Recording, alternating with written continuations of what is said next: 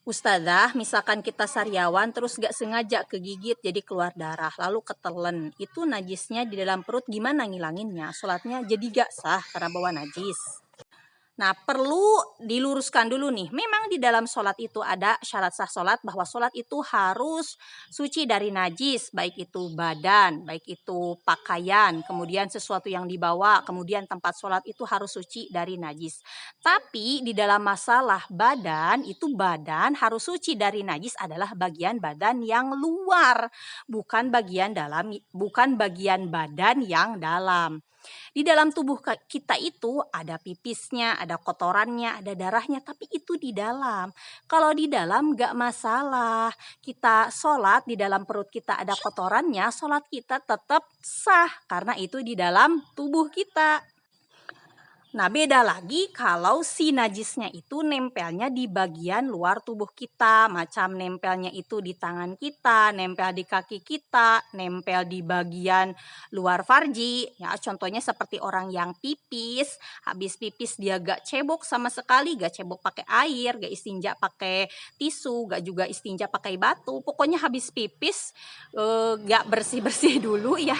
Kemudian dia wudhu lalu sholat, maka sholatnya tidak sah. Kenapa tidak sah? Karena dia membawa najis dan najisnya berada di bagian luar tubuhnya.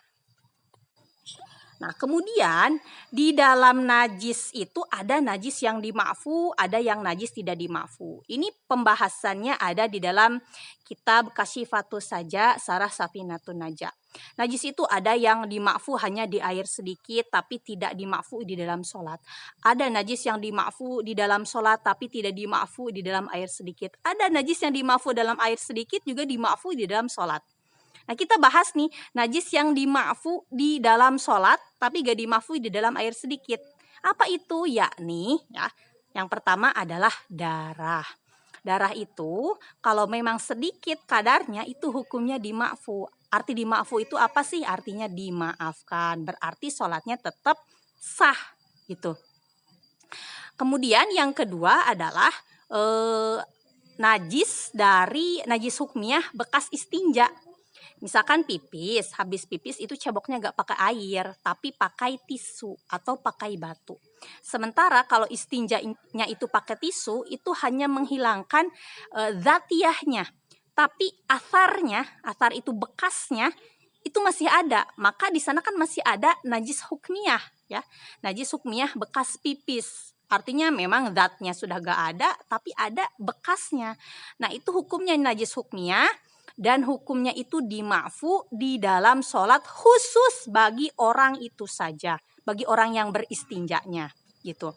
Jadi saya misalkan istinja pakai tisu, ada bekasnya kan, ada najis hukmiyahnya, lalu saya wudhu, lalu saya sholat, itu sholat saya sah walaupun saya bawa najis hukmiyah. Kenapa? Ya karena dima'fu, tapi dima'funya khusus bagi saya.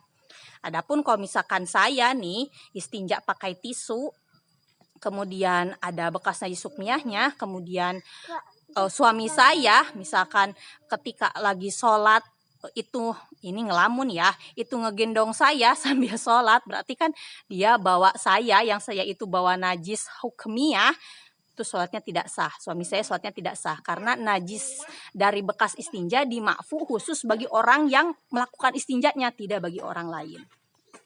Kesimpulannya, jadi kakak itu sholatnya tetap sah. Kenapa? Ya karena kalaupun itu ada darah, ya ada darahnya itu di bagian luar tubuh, umpamanya sariawannya itu ada di bagian ujung bibir, ya di bagian ujung bibir luar, misalkan ada sariawannya, nah itu sholat tetap sah karena darah itu dima'fu di dalam sholat kalau memang sedikit. Kemudian kalaupun ya ketelan, ya apalagi ketelan kan ada di dalam perut, ya sholat tetap sah. Gimana hukumnya tuh nelen darah? Ya kalau sengaja hukumnya haram.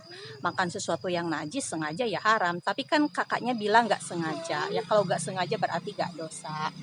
Sekian penjelasannya, semoga mudah dipahami.